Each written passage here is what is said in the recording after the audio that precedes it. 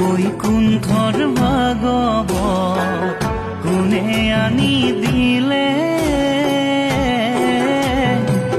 হৰিৰ নাম গাবলৈ কোনে শিকাই দিলে, হৰিৰ নাম গাবলৈ কোনে শিকাই দিলে,